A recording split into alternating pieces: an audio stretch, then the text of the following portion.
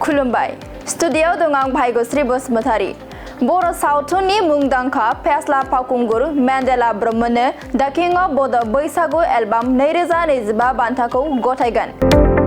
नंगौ, जों बयजोंबो अनसायजाग्रा, जों बयखौबो रंजाहोग्रा, बयजोंबो मिथिजानाय फेस्ला फावखुंगुर मेन्डेला ब्रह्म बिथांनो सालबारि डिस्ट्रिक्ट बड' साइन आर्टिस्ट एस'सिएशनआ दा किं अफ बड' बैसागु एलबाम 2025 बान्थाखौ दिनै हायेनसा क्लाब दिहिरानि बानजायनायाव खुंफुंनो लानाय खुंगा 31थि रंजालि बैसागु फोरबो फालिथायनि गेवलां मेलनि गेजेरजों गथायगोन।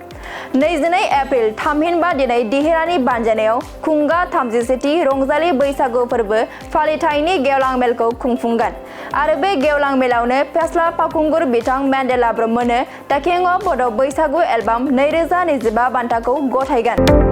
बैसागु बोथोरनि सायाव बर' बैसागु एलबामाव महरगिरिनि कन्ट्रिबिउसन एन्ड पारफरमेन्सखौ नोजोर बोनानै जिल्लानि बेन्दोंनि सिङाव थानाय महरगिरिफोरनो बे बान्थाखौ देग्लाय बोसोरनिफ्राय जागायनानै गिबि खेबनि थाखाय होनो थाखाय आखायाव लादों।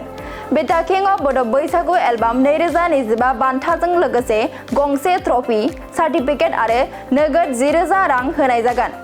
मख'नो गोनांदि देग्लाय बोसोराव मेन्डेला ब्रह्म बिथाङा मोन 13 बैसागु एलबामाव बाहागो लादों आरो बैसागुआव जों बयखौबो रंजानो खाबु होदों। खुलुमबाय स्टुडिय'आव दं आं भाग्यश्री बसुमतारी।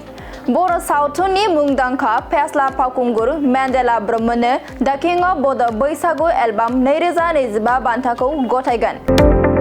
नंगौ, जों बयजोंबो अनसायजाग्रा, जों बयखौबो रंजाहोग्रा, बयजोंबो मिथिजानाय फेस्ला फावखुंगुर मेन्डेला ब्रह्म बिथांनो सालबारि डिस्ट्रिक्ट बड' साइन आर्टिस्ट एस'सिएशनआ दा किं अफ बड' बैसागु एलबाम 2025 बान्थाखौ दिनै हायेनसा क्लाब दिहिरानि बानजायनायाव खुंफुंनो लानाय खुंगा 31थि रंजालि बैसागु फोरबो फालिथायनि गेवलां मेलनि गेजेरजों गथायगोन।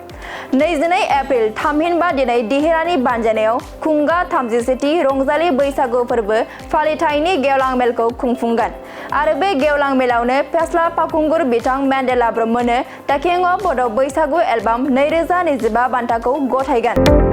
बैसागु बोथोरनि सायाव बर' बैसागु एलबामाव महरगिरिनि कन्ट्रिबिउसन एन्ड पारफरमेन्सखौ नोजोर बोनानै जिल्लानि बेन्दोंनि सिङाव थानाय महरगिरिफोरनो बे बान्थाखौ देग्लाय बोसोरनिफ्राय जागायनानै गिबि खेबनि थाखाय होनो थाखाय आखायाव लादों। बे दा किं अफ बड' बैसागु एलबाम 2025 बान्थाजों लोगोसे गंसे ट्रफी, सार्टिफिकेट आरो नोगोद 10,000 रां होनाय जागोन। मख'नो गोनांदि देग्लाय बोसोराव मेन्डेला ब्रह्म बिथाङा मोन 13 बैसागु एलबामाव बाहागो लादों आरो बैसागुआव जों बयखौबो रंजानो खाबु होदों। मोनसे गोजोनथाव खौरां, क'क्राझार सहरनि जेडी र'डजों नांजाबनाय सुदेमपुरि गांजेमा बाजाराव थानाय आइ आफा मेड लाइफ बिएम हस्पिटालाव बेराम सोखानो हानायनि गोबां खाबुफोर दं। जेरै नोंथाङा आइ आफा मेड लाइफ बिएम हस्पिटालाव गासै समावनो इमारजेन्सि डक्टर्सफोरखौ एभेलेबल मोननो हागोन आरो बेयाव medical laboratory, pharmacy, paediatrics, medicine, gynaecology, radiologist, surgery, dental, cardiology, gastroenterology, urology, dental x-ray, play area, x-ray, sonography, OT, थामहिनबा ऑपरेटिंग थिएटर, आईसीयू आरो एनआईसीयू, पीआईसीयू फोरनि डक्टरफोरा एभेलेबल दं।